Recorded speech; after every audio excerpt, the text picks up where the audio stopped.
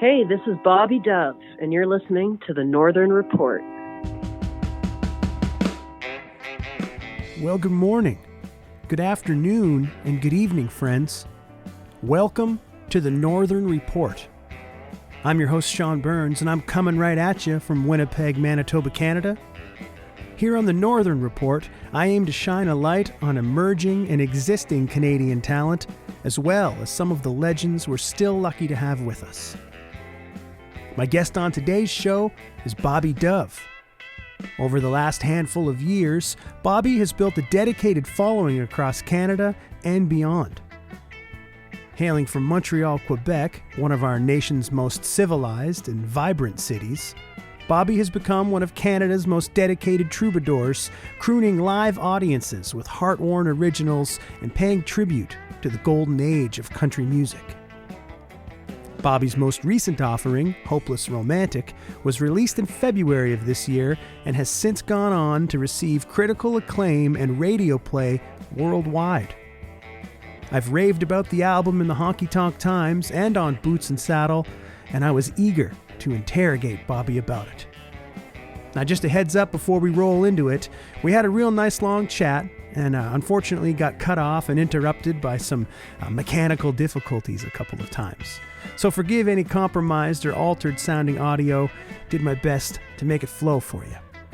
We'll jump right into it, and we'll go back to the start of Bobby Dove. Was there much of a scene there for you as far as people sympathetic to country music? I know there's a couple spots that that I've heard of or I've played myself, but what was it like there for you when you were kind of getting ready to start hammering it harder? Not so great, to be honest. Not so great. I have there were some core people that I look up to in Montreal in the country roots scene, and who also helped me get established, like Eddie Blake. Eaton, oh yeah.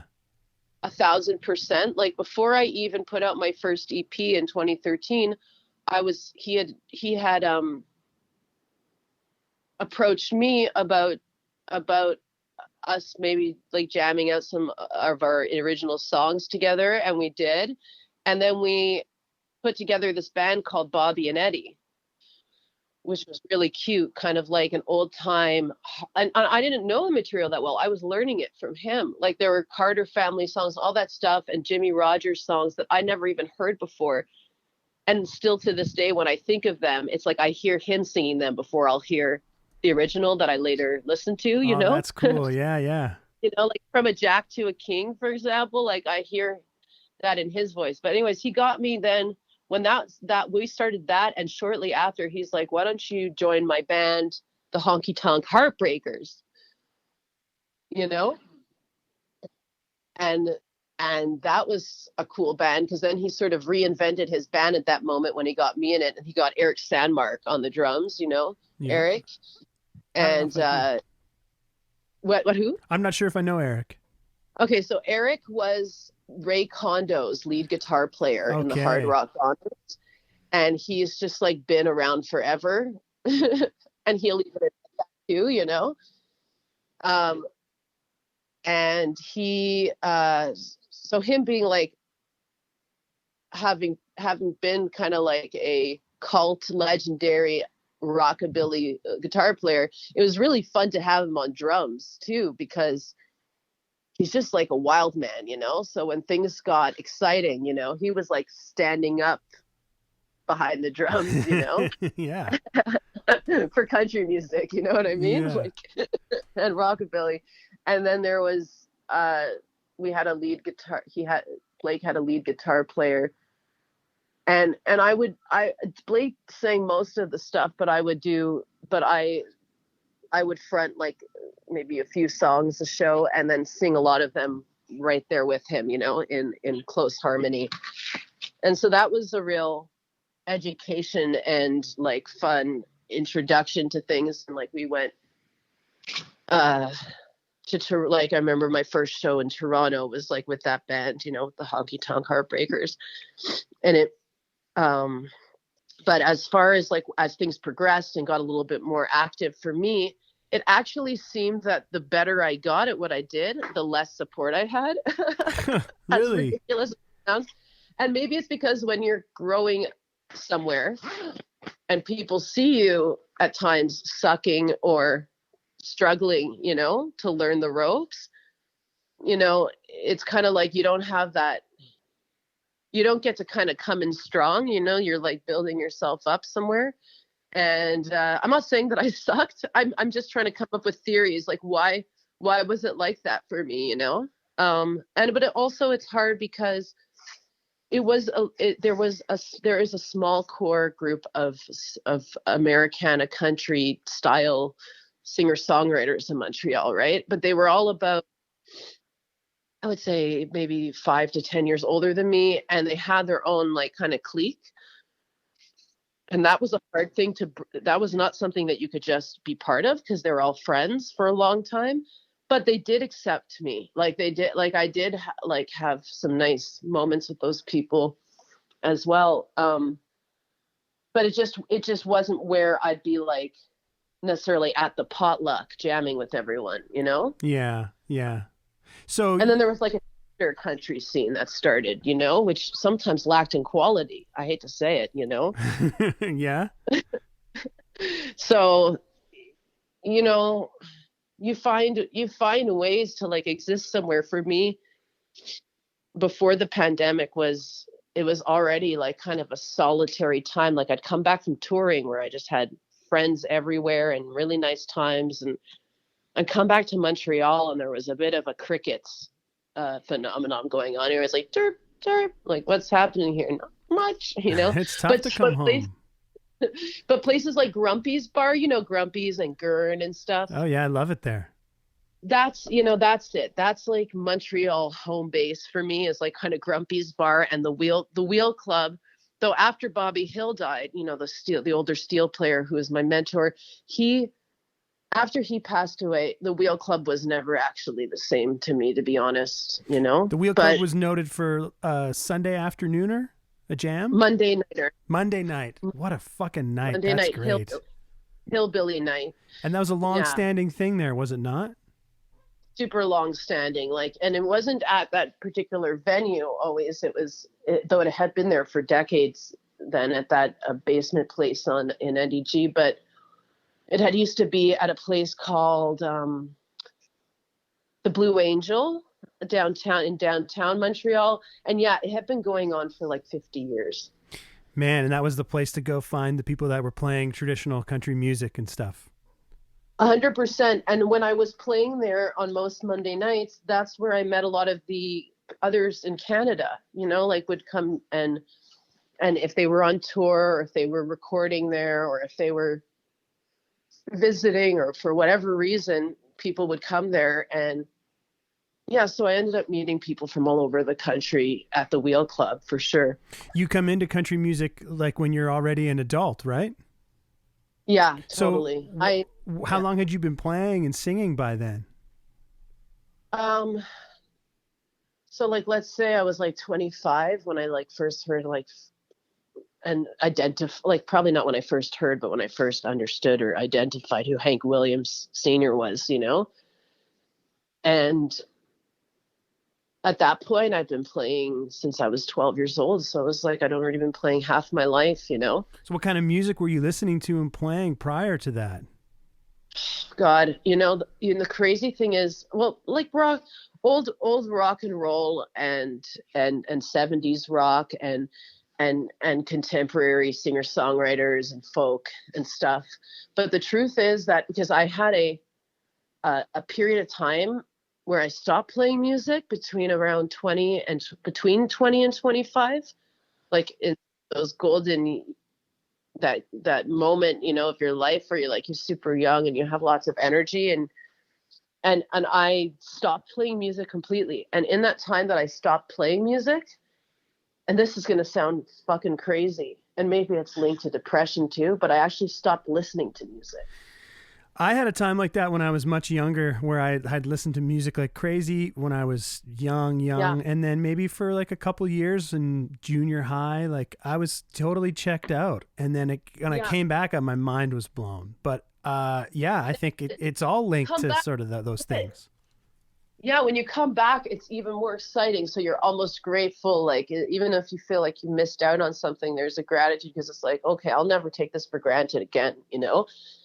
And what actually what helped me come back was, I think I was sort of losing my mind a bit. And I did art school. I did a university thing and I did art school. And like I did a degree in something called intermedia cyber arts.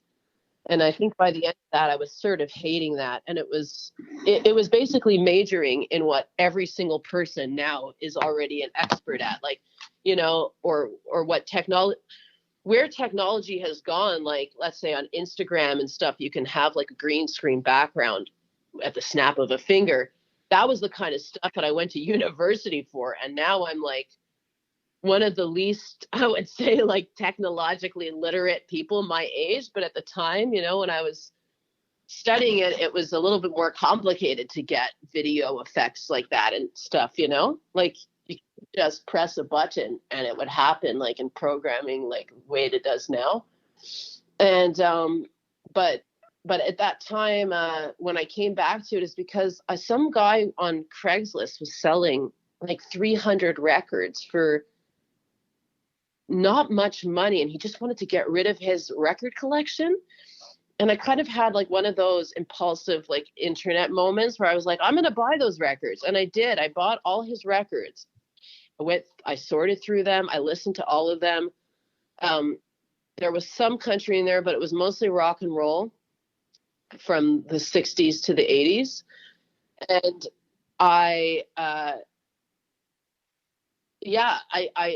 got like obsessed with these records. I sold some of them, I gave some away, and I kept some. And then those all ended up getting stolen from me. I don't have a single one of his records. But that kind of got me back into music. It got me back to listening to music. And I had missed that whole period. In that period where I was depriving myself of playing and listening to music, I sort of missed that whole era of when people only were downloading music and illegally downloading music. Like, I never got into that because I wasn't musically engaged, you know? Yeah, totally. So what drew you back in then, and what drew you to the country music? Well, those records drew me back into music, and then one day I was sitting, and I was probably like in my stage where I finished like university, and I was like, now what am I actually going to do? And maybe I had a part-time job, and I was looking for like a full-time job, or trying to figure out what to do with my life. And I put on a Cowboy Junkies record, a CD or record or whatever, and I started playing along and singing along to Margot Timmins. And I just realized at that moment I was playing, and I hadn't played guitar in eons. I think what happened was I went right shortly before that. I had seen a Norman guitar on also Craigslist or Kijiji or something. I was a big Craigslist person. I was looking at Craigslist. And I bought Norman, so now I had a guitar again because at the time I didn't even have an acoustic guitar for some years. And so I got this Norman. Yeah, so I'm sitting there and I'm playing along with Cowboy Junkies, and then it occurred to me that not only did I still remember how to play, but like I hadn't gotten any worse. Like, in fact, somehow even not practicing for years, like I was maybe even better. Like I was singing along, and I was like, I can sing this. I'm singing, and I almost even, there was a similarity between mine and her voice when I was singing with her, because I was like, you know, and she's from Montreal and has a kind of you know, I didn't have the reverb or anything, and didn't think I was as good as her, but I felt like I could sing like her, you know, like I was like, this is amazing. Like, I'm singing and I'm playing along with the Cowboy Junkies, and I got really inspired by that. And then I had this like breakup. I had been with the same girl for 5 years between those ages that I stopped playing, and we had a breakup. And as soon as I was on my own, I was writing songs again. Just all kind of flooded out, eh? Totally. And that's around the same time where it was like, where somebody introduced me to Hank. Then I went on this YouTube spiral and found out about Townes Van Zandt. Like, no human actually said, have you ever heard of Townes Van Zandt? Listen to Townes Van Zandt. No person ever told me that. It's like YouTube that told me that on my YouTube spiral, you know, from Townes, from Hank. Yeah. Like, you know, and I mean, nowadays people get like a Townes Van Zandt tattoo before they've heard 4 of his songs, you know? Yeah. Whereas it's fashionable. I had no idea. Yeah. And I had no idea. And then I was like truly in love, you know, with that. And then,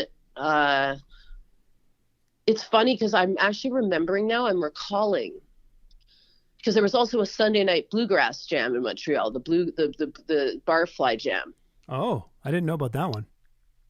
Yeah, so there was that. And I remember, because I started going to open mics with the songs I was writing, right? Mm-hmm. And I started one of these open mics. It started with me going to like spoken word open mics, oddly, because that was, you know, I knew some of those like intellectual, political poet types, you know? So I went there first, and I'd be like one of the only musicians there, you know? And then I went to a couple of other open mics. Then I went to like blues jams, no joke, blues jams, like Mustang Sally's playing jam, you know? Like, really something I can look back on now and have, like a good chuckle. And then more open mics. And then I became aware of, and then I started hosting open mics. So that was a big thing, because then I was meeting more people, and more people were approaching me, you know, for things. And then I became aware of the Bluegrass Jam, I think first. And I remember getting ready. I remember being like, singing songs, being like, I'm going to go there tonight. I'm going to go there tonight to the Bluegrass Jam, and I'm going to play these 2 songs, you know? And then I was like, no, I can't. I'm not ready. And I didn't, you know? Like, it took me months before I had the courage to go and play country music with other people that I was learning. And then the Wheel Club was so inviting and accepting. By the time I got to the Wheel Club, it was like, there I was brought into the fold completely, you know? Mm-hmm. Like it's a real supportive like community. Very. And I had no choice but to come back. It was like, come back next week, Bobby. And that was also becoming Bobby at that point. So becoming Bobby helped me, because then I had another, you know, something apart from all my past experience, like kind of like another shot, you know what I mean? Like, not that I'm like a convict or anything, but like, you know, something apart from something new, you know, something new to explore, just writing the story of this new blood, this new person. Yeah. And it started at the Wheel. I think I brought that name to the Wheel Club first ever. Like, yeah, that was the first. And then it was just like, here I was at this place where no one knew me from before. And so that's just who I was. And that really helped sort of, and it wasn't like a name that I gave myself. It was actually thought up by these like crazy old self-described mod punks in Montreal that I was friends with, these twins, these older twins who were like people who had come to my open mic, and they were really smart and really crazy, these twins, and they brainstormed that name. They're like, hey, why don't you start using the stage name Bobby Dove? And I was like, well, I never was looking for another name, you know?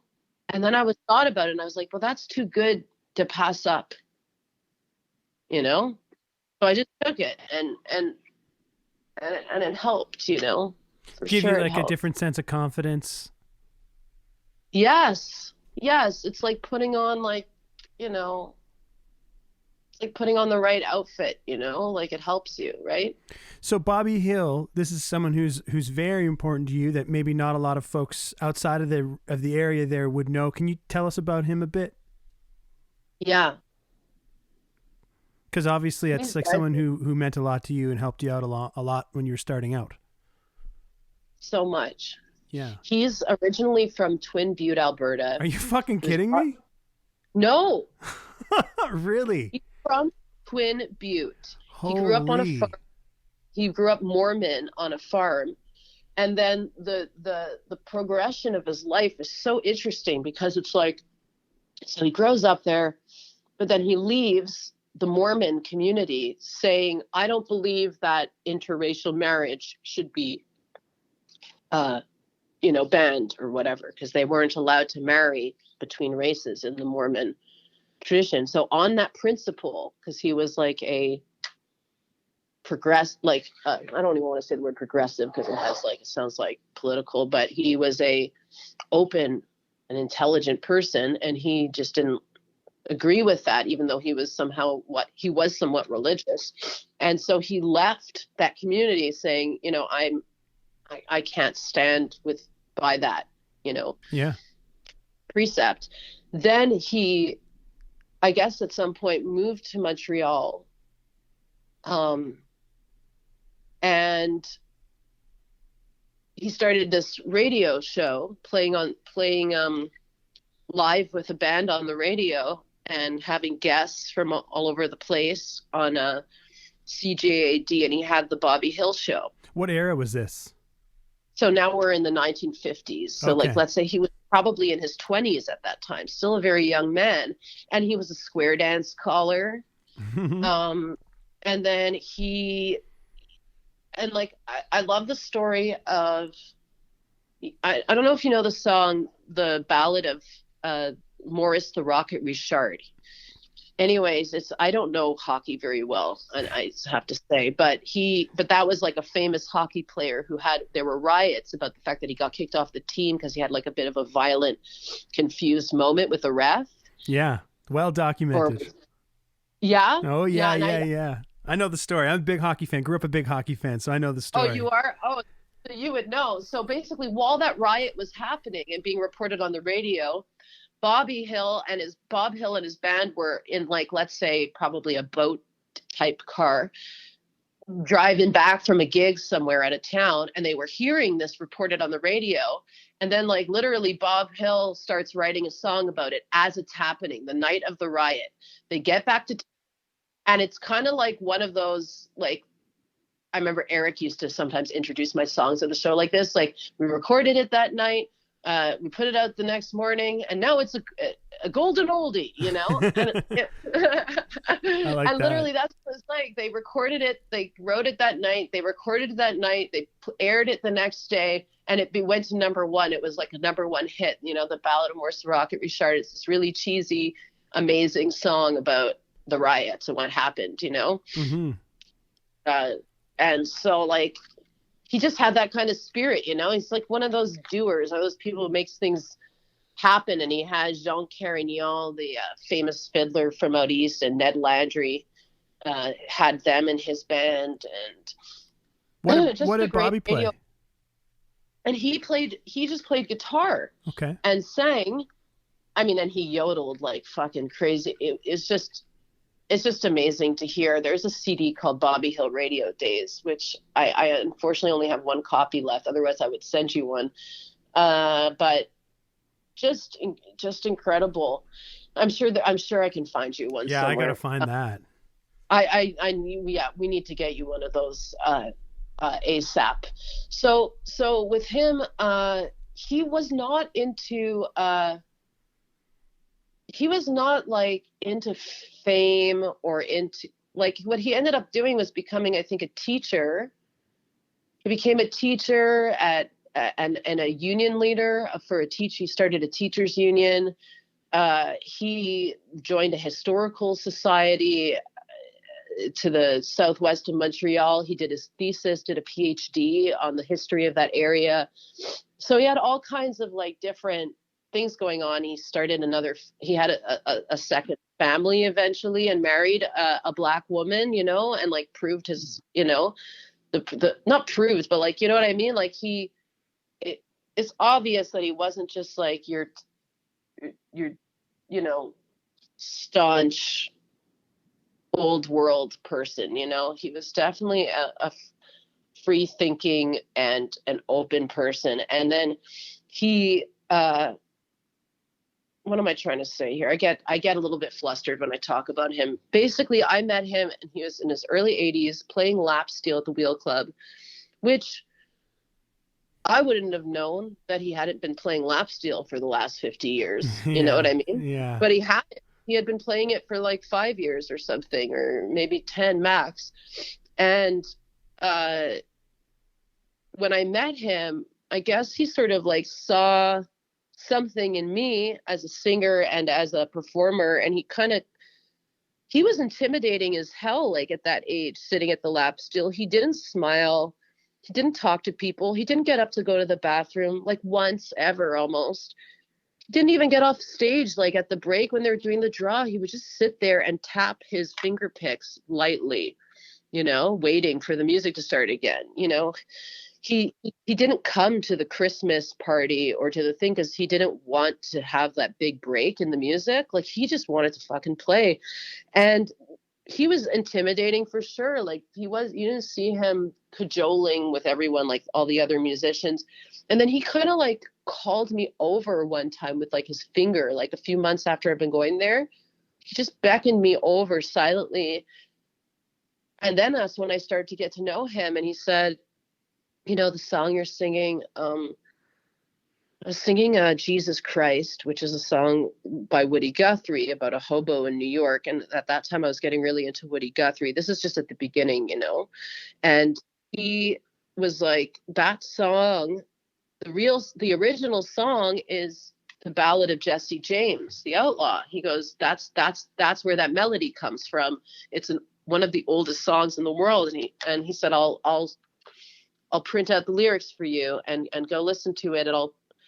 Anyways, he ended up making me like mixtapes. He ended up printing out lyrics for me. Cause like the first time he did it, I took those lyrics and I went and learned the song, performed it the next week with him. So he could see I was pretty much a keener. Yeah.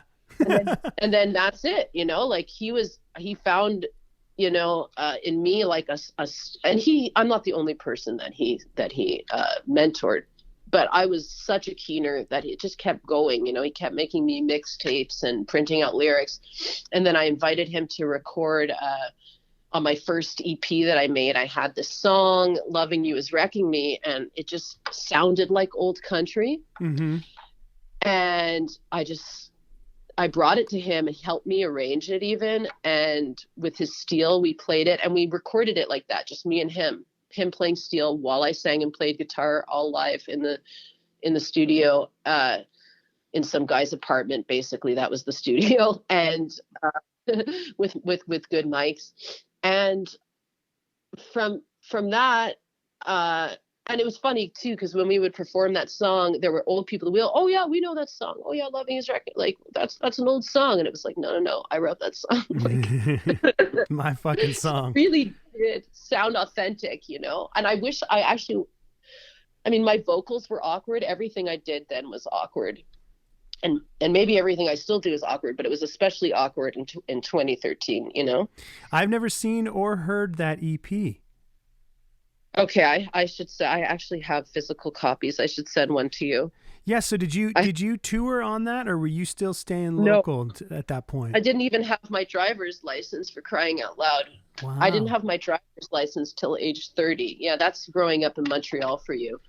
Yeah, I was in my mid-20s by the time I didn't feel comfortable or like with taking on the responsibility and driving, and then it's like you realize like I need to do this. I need to be able to like go on the road by myself if I need to make sure I can make some money.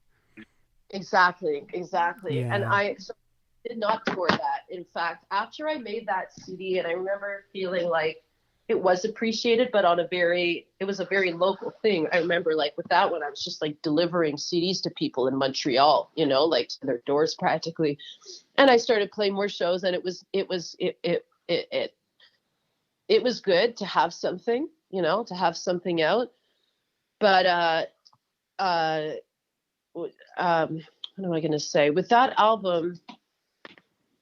Like, I don't even know if Spotify was invented yet back then. I know I had my album on Bandcamp, and if there was Spotify invented back then, I didn't really know about it. Like, I've always been kind of behind the times a tiny bit or a lot. And uh,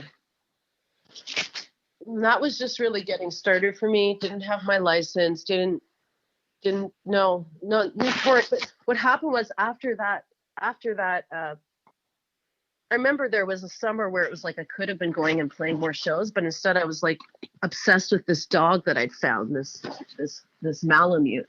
And I was spent my whole summer like walking this dog 4 times a day because this neighbor I had abandoned this dog. So anyways, I got all into this dog, but I got a song out of that too. And buying the dog, giving him to my mom, writing more songs, making Thunderchild and Another Doggone Day about that dog is right there on the album. And I have, in that CD, I have pictures of I named him Luke the Drifter.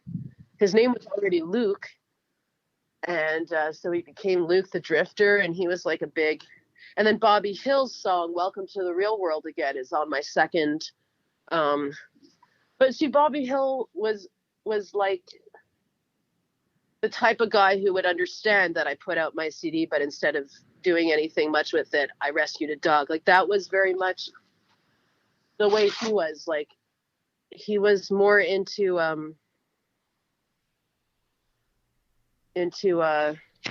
being a human.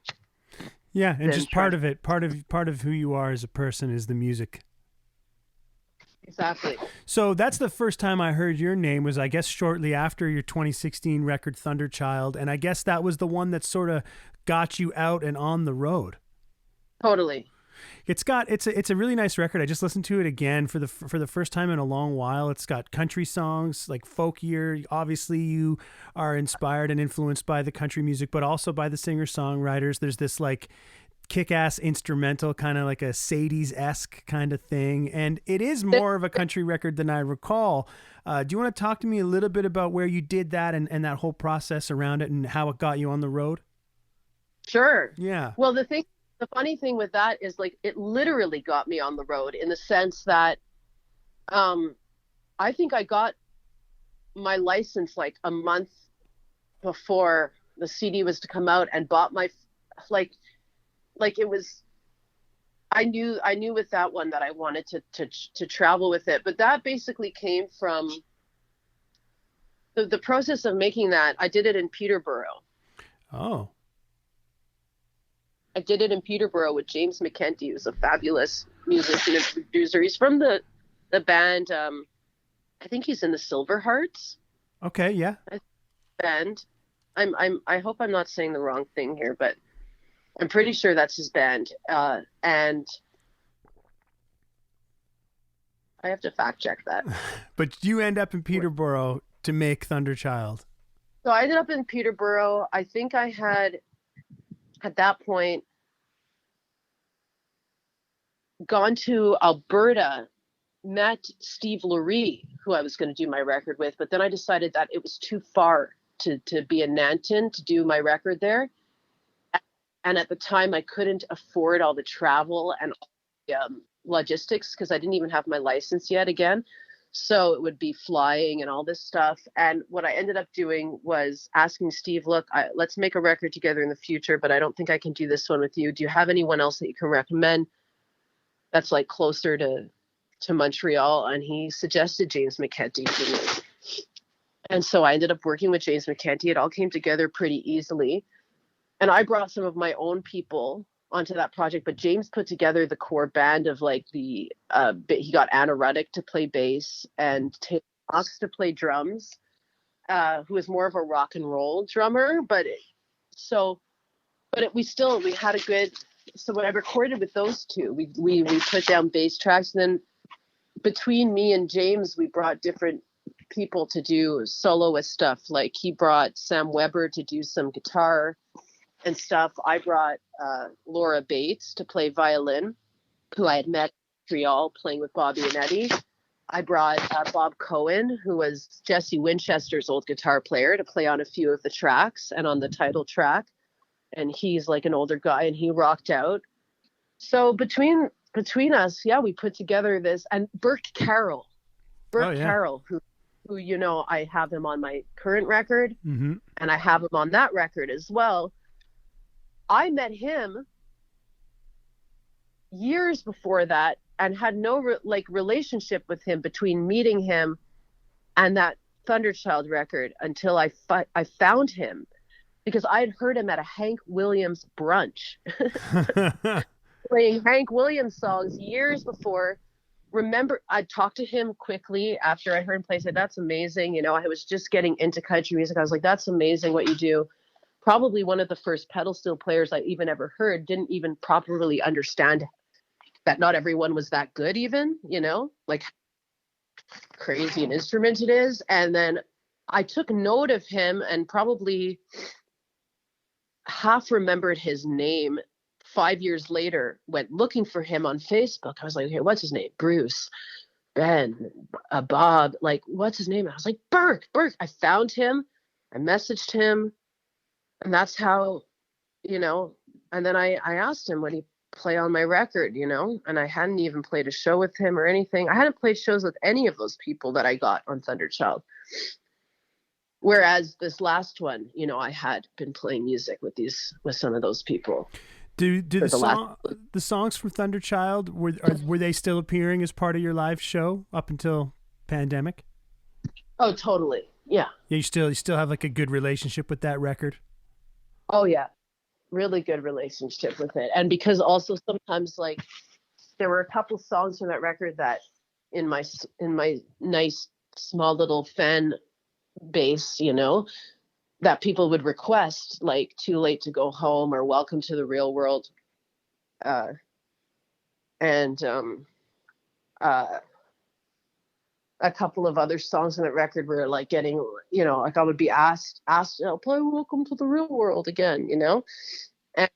And I like playing a lot of those songs. It's hard to play that instrumental without a band, you know? That one, I always wanted that to be in a movie. Like I still do, you know, I wanted it to be like in a car chase, you know, or something. So that's the album. It gets you on the road. Like, how far are you traveling? How long were you on the road? And you were going out by yourself and sometimes picking up a band. Yeah. Well, and you saw, like, in Lethbridge, right? Like I played with those guys. I'd never played with them before. Then eventually I did a couple, and I know that you and Skinny Dick do a lot of stuff together in the past. And I ended up playing a couple of gigs just like in a duo with him, which was totally fun, which you would be, you know, fully aware of. But yeah, like, and different people came to me, and I went to that, like, I found different people found me, and we collaborated in different places. So yeah, picking up bands sort of to play with in different, or different soloists to play with. It was pretty exciting. Like, that is it. You end up having, well, and me as like a very emotional person, I create deep bonds with people, you know? Mm-hmm. So those, and not with everyone, but like, I created some really nice friendships with those musicians, you know, that I've played with around. And those relationships are really important to me, you know? You always just went out solo, strictly like logistics and cost? It was, and it's also like who I am, because I yeah, it probably was mostly logistics, but it's also like commitment, you know how committed you are, but you can't always gauge that with people. And because there was no one in Montreal that I was playing every show with, and because I was doing so much solo stuff there and could only ever really count on, you know, me to, and I know other people have other situations where they do have like their core band from their home, and they practice and rehearse, and it's only natural that they would go on the road together, you know. And but for me, yeah, like it made sense to go off in my first car, my Corolla, and go off on my own with my guitars and my friends waiting wherever they were, you know. And and you know, it's like lonely and everything sometimes, but you do, mm, you know, make more money and you don't have to worry about disappointing someone, or, you know, if the plan changes and you decide to sleep somewhere else, you know, you don't have to, you know, Yeah. worry about all that other stuff, you know? If it's a shitty show, you know, I'm off if it's a shitty turnout or a you know, Yes. it's like I always kind of feel, because most of the people that I roll with from Winnipeg are older than me, and I feel like, oh man, this must be hard for them, you know. Yes, Whereas yeah. for me, like I can roll in any situation. I've done so many solo gigs over the years that it's like, Yeah. you know, it's okay. This one sucks. Like no one gives a shit. That's fine. Let's just do your thing, and you know you can lean on yourself. Through it. You don't have to put exactly some Yeah. veteran guy or woman or whatever through this, or yeah. And then there was like for sure, I completely relate to, because I also play with older people a lot, and it's like, you know, you want to give them the shiny, good, easy gigs with a good audience. You don't want to put them into the gambling zone of, you know, possibly playing for the bartender and two people, you know, for not much money. And you know, but there were times where I wished that I wasn't alone on the road, you know. Yeah, I know what you mean. I've done a lot of both, but what I miss the most is are the long drives. They're the long days. Like, you know, like you wake up and you're like, okay, I got 8 hours today, and then I'm just gonna go somewhere and sleep. And you're by yourself, and you can stop when you want, and you can take a photo if you want, or you can eat where you want. And it's like, Exactly. You know, yeah, and like the time spent with yourself on the road is like, you get to know yourself. Yeah, you do. And people don't exactly, and not everyone knows what that's like, you know. And I don't know if a guitar player would have had the patience for me calling diners in the middle of nowhere going, what's your daily soup? You know, shit like that, you know. Hey there again, folks. As we approach the halfway point of today's episode, I'd like to thank you for tuning in. You're listening to the Northern Report podcast.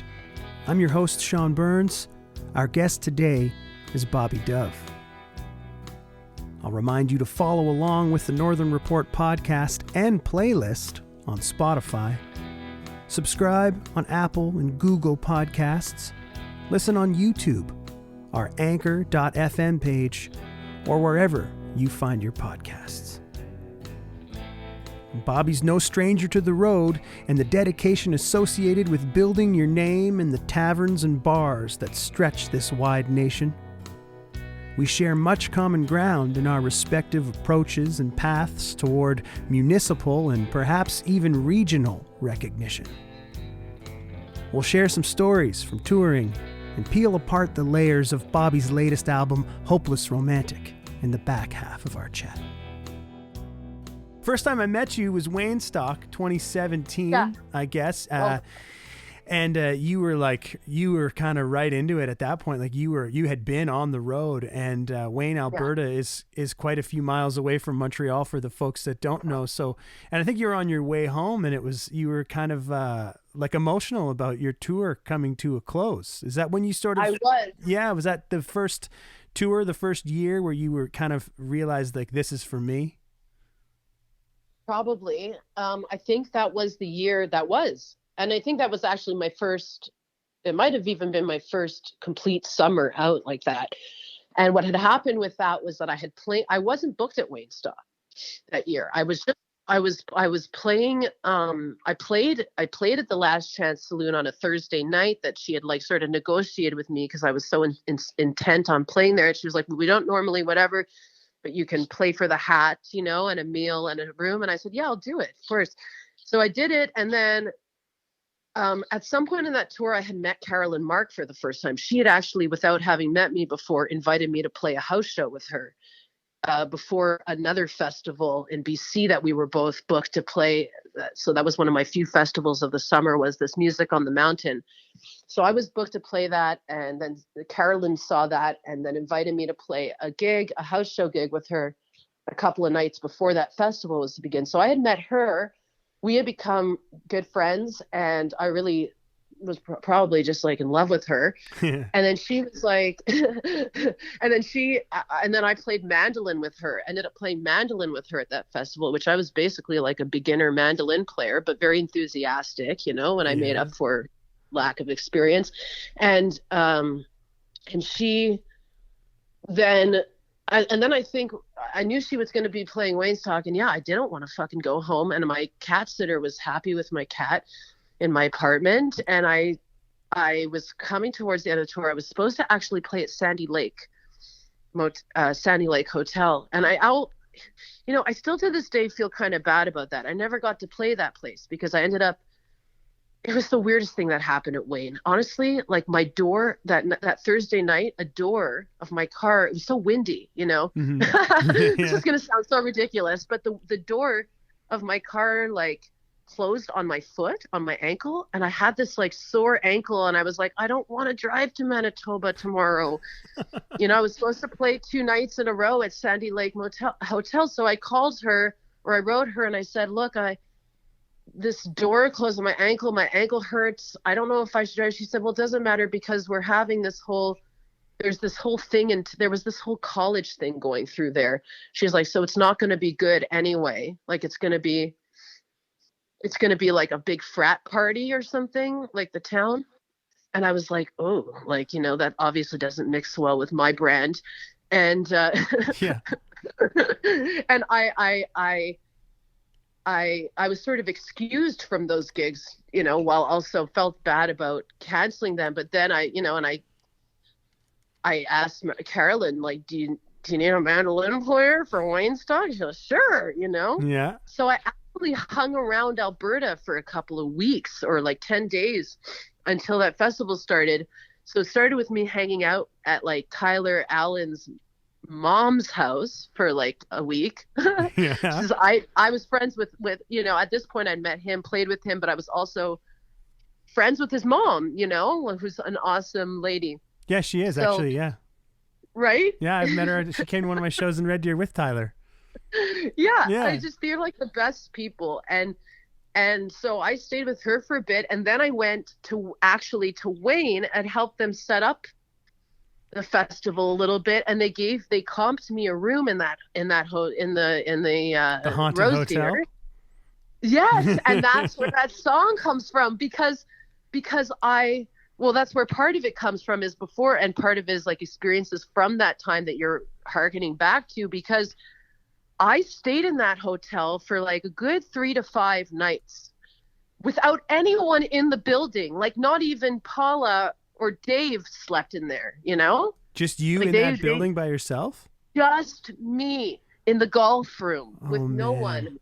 And those freaking quote and end quote ghosts walking and dancing above my head. And it was like 2 distinct sets of freaking footsteps. It was nuts. And then the next day I had said to Paula, I said, what's the deal with this haunted thing? And she goes, well, I think there's 2 ghosts, because there's a woman and then her boyfriend.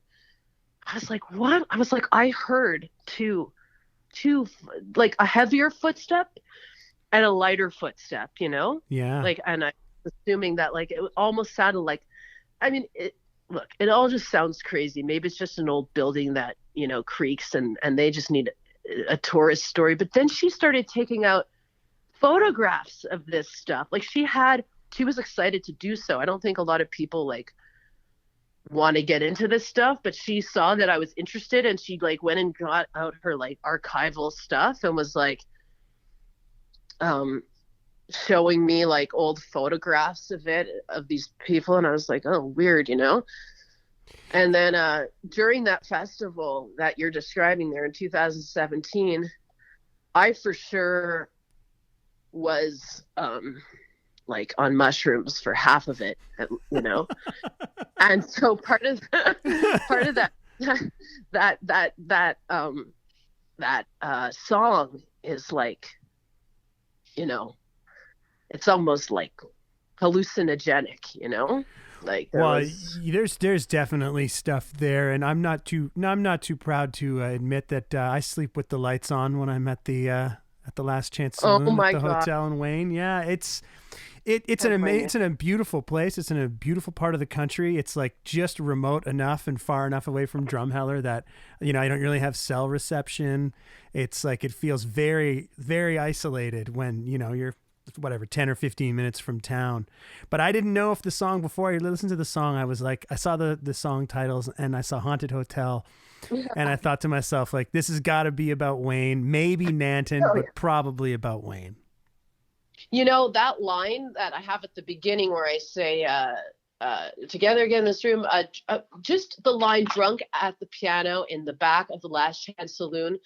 That whole song was built around that line, just drunk at the piano at the back of the Last Chance Saloon. That I had written that down somewhere. And then I had to write like the first, you know what I mean? Like the first line came after that, like that, and the whole rest of the song, because it needed I guess I needed to write about it. And I mean, between me, you, and the doorknob, like half the songs on my new record are about being in love with Carolyn Mark.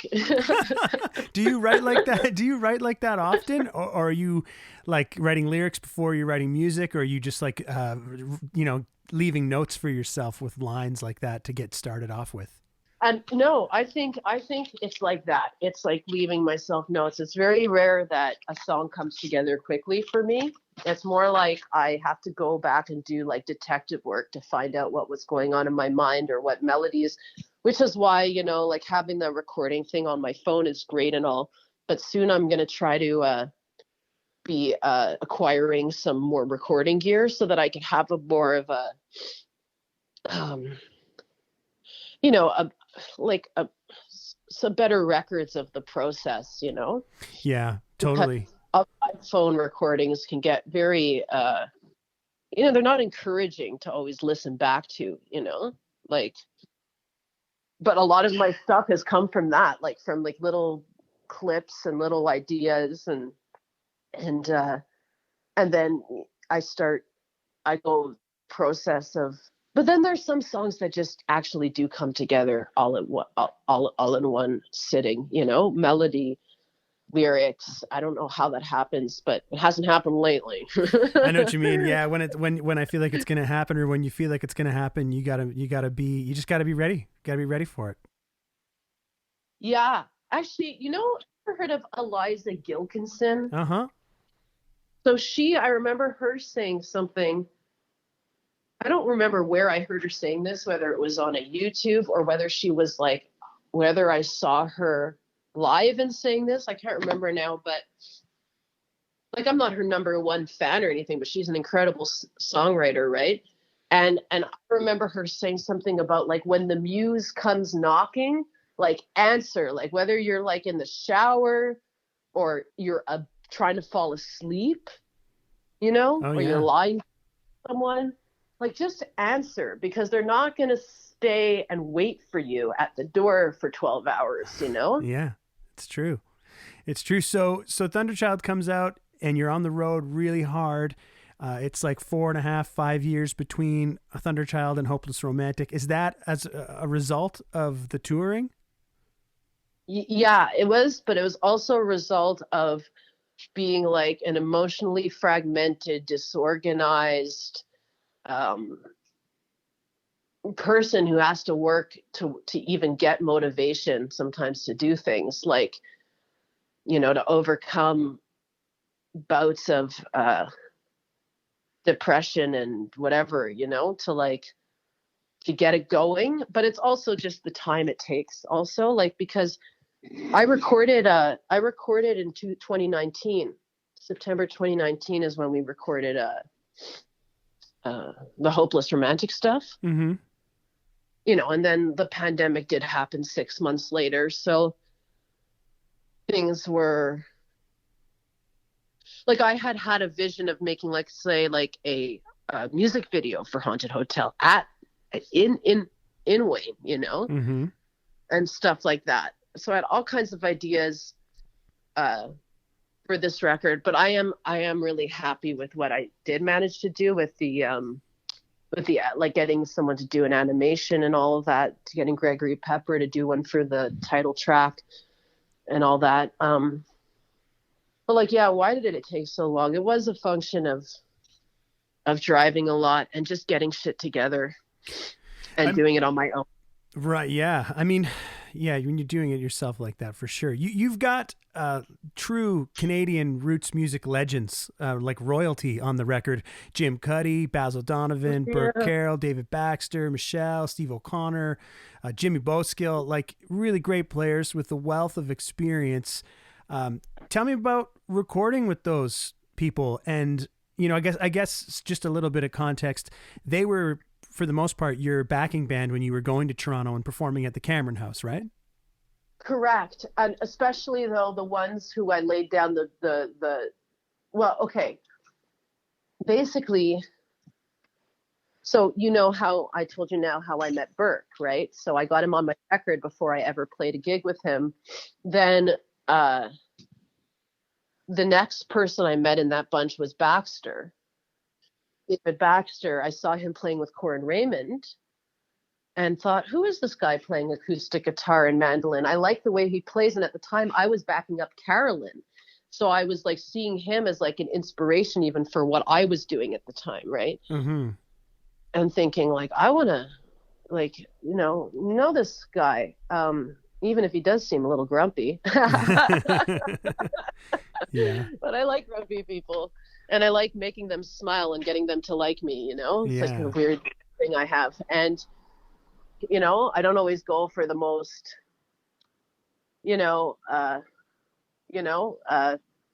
exuberant personalities. I like these people who have a lot of thoughts in their brain and a lot of like cynicism too, And so anyways, I met Baxter and hired him to play in a duo with me at first, like to back me up at a small gig in Toronto at the local or something. And then through someone else, through Doug Paisley, this guy, great songwriter in Toronto, he set me up with Basil Donovan. So here I had Burke from the past, who I was playing some shows with. I had met Baxter and played with him. And then I hired Basil to come in with those two other guys on a show. I hadn't played with Michelle yet. I didn't know Michelle. I'd sort of heard of her, and I'd heard of her from Bobby Watson in Peterborough. I put those three guys together, but they were already a band. I didn't realize I was putting together a band that was already a band, but not just a new band, but like a band that had been playing together for years. Oh, hey.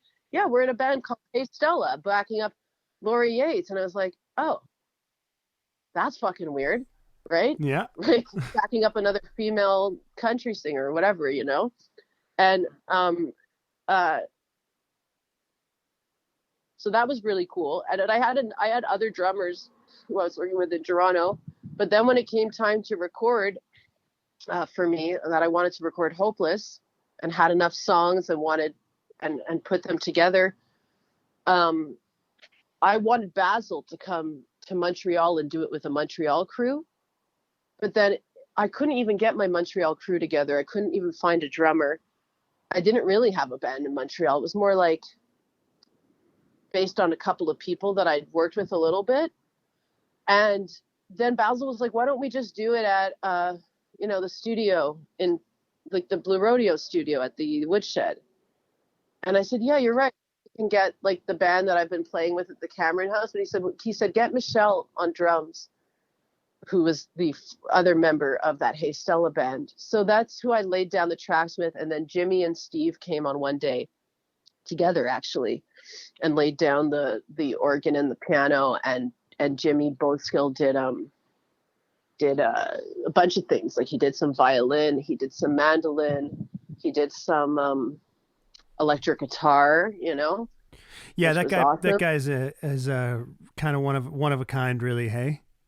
Oh my God. Just exceptional. And I've heard his steel playing too. Like it just blows my mind. Like and so that was really that was exciting, because on that day, on that fifth day or fourth day or whatever it was, when those two came in and we'd already had the bass track, it was just exciting to have. And so it was almost basically finished back then in September.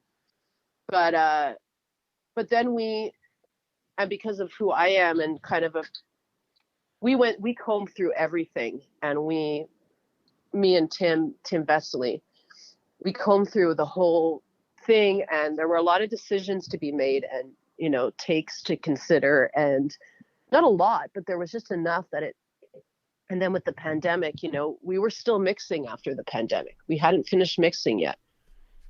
It's really taking your time with it. Yeah, and because of geography and stuff, because we were going to do it, we were doing it, on the time that we could do it together. But then we started doing it remotely after the pandemic. We quickly wrapped it up. And then we just had one last piece left. And that last piece was, I was so hell-bent on getting a male backing vocal on Chance in Hell. And we had tried 2 different people already, and I didn't like it. It wasn't working. And Baz didn't like it either. Baz was like, it doesn't sound country enough. And then we, like, the backup vocals that we had tried. And I don't know where the idea of Jim Cuddy singing on it came from, but it came really late. Like, it came like just this last November, Oh, wow. So it came right before, like, he overdubbed that during the pandemic when he was in the studio doing a live stream for his own, thing. So it just works really well, because then he sang on that. I was like, oh, perfect, Yeah. It sounded perfect to me, and he did what he wanted. Like, I didn't tell him when to sing. He just came into the song where he saw fit, which it does come like after like almost a whole minute of the song, but whatever. Like, it was really cool. When I heard that last piece, I was like, damn, there it is. Awesome. Like, going back to your like 8-year-old self, listening to Blue Rodeo on the radio when you're a kid, growing up. And it's like, man, that guy's voice is like on my record, like, this blowing my mind. So that was like definitely like a happy moment. And then it was like, okay, this record is basically finally done, But I was hell-bent having that backup vocal. Like, it was weird. It was like, and other people were trying to convince me in the band, or Tim was like, you don't really need it, and I need it. Yeah. No, it's effective, and he's such a great singer. Like, had you guys been performing these songs as a band prior to recording them? Okay, well, we would perform them, but we were really, yeah, we did. Yeah. And that was part of why I knew it would work, Yeah. But we hadn't rehearsed them until the sessions. You just kind of throwing them at these people on stage, like, here's the next song. Yeah, well, they're all such pros and veterans, that I'm sure it was, interesting, maybe a little bumpy here and there, but it was bumpy. Yeah, but they had a pretty good idea of you and your style and the songs before you start recording them, and then you guys kind of work them out. Is that how it went? Definitely. Okay. We worked them out. We would sit before recording each of the tracks, and we would sit, and Michelle would take notes on the drums, and we sat down and made sure that the arrangements were clear to everyone. But we didn't use a click track, and I was like in a separate room, but could see everyone with my vocals. And then the band was playing, and it was like a totally new, different process from the last 2 records, because it was way more of that feeling of singing and playing live, which I really wanted for this record. So I was really happy that we were able to get that. And then in the end, in those following weeks or a couple of months, I did go back and I overdubbed some vocals, but not much. Just, I think, for Hopeless Romantic, Haunted Hotel, and New Endings, New Beginnings, I overdubbed vocals. And that's about it, because those ones were a little bit more vocally centered, like the Haunted Hotel has this high thing at the end, and Hopeless Romantic is very has all those little twists and sort of warbles, and then New Endings, New Beginnings is just a bitch to sing, to be honest. Yeah. So I was happy that we got to keep some of those vocals from the original session, Yeah. And it helped because I felt it, because I was playing it right with the band. So it was like, yeah, it was all really vital, When did you write the tunes that ended up on the record? Were you writing on the road, or was it like taking those notes and collecting them at home? I know that some of them were written at home, and some of them were written on the road. I know that Hopeless Romantic, I wrote that in Calgary, like on a day off type of thing during tour. And I wrote it was like, sometimes I would have a verse and a chorus and then leave it for months, and then fill in the blanks when I got home. So there was that aspect of things. And then, it sounds cheesy, but I did this residency at the Banff Center that in 2019, before recording, in March of 2019. And that actually really helped, because I had this little hut with a piano in it. And the piano helped me actually to compose and finish some of the songs that I had started, Did you play piano when you were a kid or something, or was it just something you kind of hack away on? We had a piano and I hacked away on it. I never was a real piano player, and I'm still not, but I love it. And one of my life goals, hopefully soon, is to have like an actual, piano in a stable type of home environment, Well, it's kind of cool to write on an instrument that's not your primary instrument too. It is, and there's something about the piano that just leads you to new places in that like horizontal fashion of just like, oh, I can go up here. And like, like with Chance in Hell, I have this weird bridge where it's like, I'd be with the devil. And it's like, that came from the piano. Like, I don't think my brain would have gone from the 1 to the whatever that number is, 6 or yeah, wherever the fuck it is. I don't think my brain would have gone there without having a piano in front of me and being like, Yeah. So that was cool. That helped me write.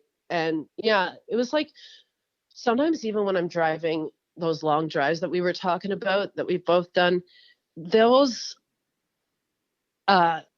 and I remember noticing you too and being like, this guy's a road warrior. Like, look, he's here now, and then tomorrow he'll be there. And I definitely look up to you for that, Thank you. And when I heard you play at the saloon, I was like, I heard you from like a long ways away from the doorway. Like, I was outside and I heard you, and I went in and I was like, who is that? Like, anyways, I just need you to know this. I was like majorly impressed and drawn to you playing. I think you were solo. No, I had Grant with me. Okay, well, Yeah. Whatever it was, I don't even remember him. Like, I just was like, no offense. Like, I just remember being like, oh, like, this is really good. This is really, really, this is what I love. Like, and this is happening right now. So Tim and Basil sort of act as co-producers on Hopeless Romantic, or how did that all kind of shake out? Yeah, well, with Basil, I think it was already understood when we were beginning that it was like, he was going to be like, he's like an I'll co-produce it type of thing. Or maybe we established that after, but then I think after the project was done, that's when Tim was like, so I asked him, I said, so for the credits, do you want me to say like engineered by recorders? Like, he's like, I wouldn't mind, like, he wanted a co-producer credit. And the truth is, he should have one, because he mixed it, and sat with me and discussed things and made decisions with me, Like, those guys helped you kind of with the arrangements and with the way that it was going to sound, and the final sort of mixes and feel of the songs? I was happy that he wanted credit on it after it was done, because it made me feel like, hey, he wants his name on this because it's good. Otherwise, he wouldn't want it. Otherwise, he'd be like, "Don't put me in it." You know what I mean? Like, it's okay. It's okay. You can produce it yourself. Like, if it wasn't, so he was proud of it. So that made me feel like, that word co-producer and producer, it's confusing for me, because even though I've been the producer on my last 3 albums, like I never sat at the computer and did everything. You know what I mean? Like, so I don't know. Those words are all open to interpretation, but I would say definitely, like, as far as Basil, I mean, he co-produced mostly in the sense of with putting the sessions together. Like, he got Jimmy Boskill and Steve O'Connor to come in, he suggested as the drummer, and he had a say. Like, there were like, he had a vested interest in making sure, like, that his opinion and advice was known to me, and it was good for the sessions. Like, but did they have to push you very hard for performances? Was there any of that? Because I've always wanted to sort of go into a situation where there's a producer that tells me exactly what I need to do and go do it, and knows me well enough that he could say, "Do it again, you can do better." Like, I kind of want to be hands off, and I find that's kind of not so common. Like, you sound like you're pretty want to be pretty hands on with those kind of decisions, eh? I was pretty hands on, and nobody really but you know what? There were things, though, that there were decisions that were made with the band that it felt like, because I was younger than everyone and whatever, that it was easy to go with their ideas at times that weren't mine. Like, for example, in Haunted Hotel, when we recorded it first, yeah, I did also end up overdubbing the acoustic guitar on that with my new vocal. Or was it an overdub? I don't remember. I just know that in our first tracking of that song, the way that I was playing the guitar, I was doing a strummy strum. Mm-hmm. And they were like, "No, don't do the strummy strum. It sounds too like you're trying to sound like Mexican or something. Just do a normal strum. Just try strumming it straight, Bobby." Right. And I was like, "Really?" But yeah. I did it, and I'm happy that we did that. And then other stuff, like how to end songs, like, on at the end of Gas Station Blues, like, I was like, well, this is how I ended on stage, where you're like, strum really fast at the end, and Basil's like, "No, absolutely not." Yeah, you got to trust the experience. Yeah. So he, I remember that, and I was like, "Oh, fine, like, okay." And but it was like, I take advice pretty well. So, and of course, I don't take advice from random strangers at bars who are like, "Hey, you should really, be playing Country Roads more," like, obviously not. But when you're in a room with people that you respect, that you've actually asked to be there because they have this cachet and knowledge and experience, yeah, like, it was easy to go and be but I certainly was, like, not just, like, in the back seat or whatever. Like, I had to tell them what I wanted, and I chose ultimately who was going to be on which track, and that wasn't hard to do. Like, I didn't want pedal steel on every single song, and it wasn't because he couldn't do amazing things on every song. It just wanted a little bit of kind of a variety in the textures and the sounds, Well, the album starts with the title track, which is a really, really strong song, and then it's like, bam, you get hit with a ballad right away, and I love that sort of 1-2 punch second track. I think it's really fucking cool. And I was wondering if that was your idea, or if Basil and Tim had any say in the running order.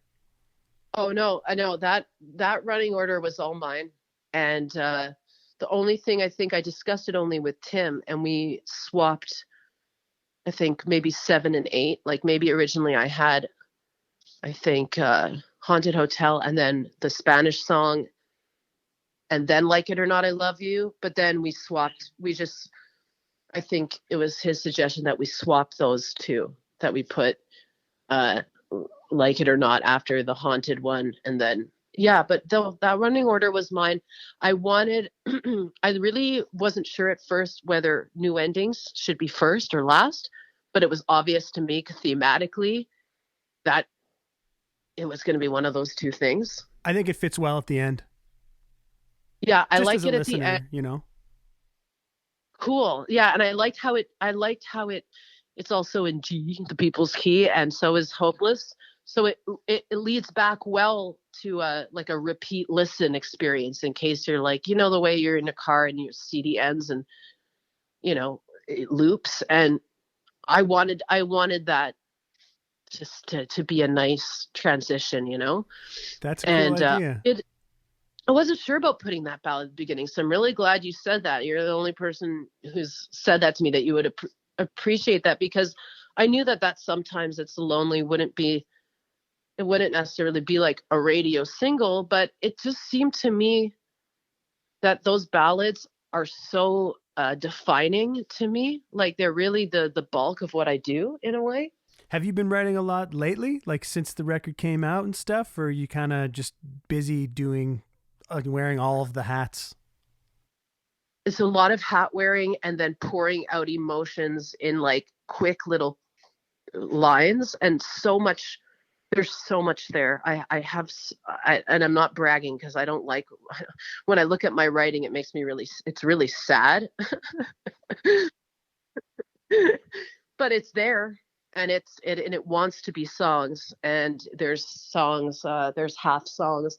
It's kind of like where I was before, like where I don't have a lot of complete material ready for a next thing, but I have a shit ton of material, you know, and I do have like melodies and half songs that are written. I have notebooks of writing and frustration, and you know, you write every day? No, I don't think so. Never been like that, like wake up and write, or like here's my, 30 or 60 minutes to go at it? I used to be, I actually had a very incredible writing practice when I was much younger, and I would do stream of consciousness every single night, and I would sit and I would write all night. Sometimes when I was a teenager, I would write for as long as I could write, like pre Facebook, pre everything. I do believe that social media and stuff, it steals when we're involved in it, and I definitely am, and I know you are too. But for me, sometimes it steals my, it puts my creative energy where away from songwriting and away from, like it takes your thoughts and it takes your intentions away from being creative on the you know how it is. Oh yeah. And all those hats that you have to wear, it certainly does sort of like when you're done writing a grant, or when you're done like doing a bunch of admin stuff, like your first instinct isn't to write a song. It's like, to get the hell out of the house and take a walk or something, you know? It's like the last thing that I get to do is actually play the guitar. Yes, exactly. Yeah. Exactly. And I'm not getting it, like even during the week, if I was busy at home or doing other things, it's like, at least I knew I was going to play, 6 or 8 sets between Thursday and Saturday. And now you don't have that. It's like, I got to make time. Like I need to sit down and play guitar right now. It's my, my fingers are fucked, like, and I'm doing all these other things. And yeah, you miss that. And it's, for me, it's like, it is such a release, it's like, I feel like I can really express myself when I'm performing or playing music, and 100%. And it's true. You make time for it now that we don't have our shows booked, that we know that we're going to be, playing for guitar for 3 hours. And you know how it is, like when you know your material, like you don't have to sit and practice it like for hours every single week necessarily. You know what I mean? Yeah. Like if you bring other stuff, you don't have to worry. You know that when you get to the bar, or to the venue or whatever, that you're going to plug in and you're going to do your thing. Like, it's like, but yeah, with this pandemic, you're like, okay, where does my thing happen? Okay, I have a live stream. Like, well, it's really good to talk to you, pal. You too. Stay in touch. I hope you feel good. Okay, you too, Sean. Thank you. I love what you do, and so it's like good to get asked these questions by you. Thank you. I'm glad that you made the time for me. So, thanks, Bob. We'll see you soon. Bye. Right. Bye-bye. Well, friends, I hope you enjoyed my chat with Bobby Dove. Gotta thank them again for taking the time to talk with me.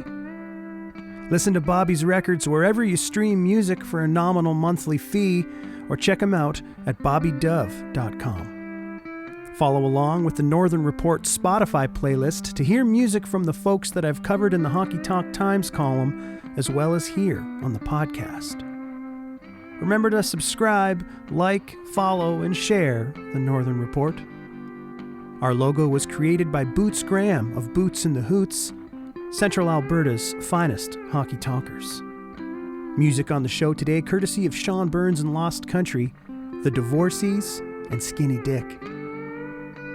From local legends to regional stars to the cream of the Canadian crop, you'll find it all here on the Northern Report. Thanks for tuning in, folks. We'll chat later.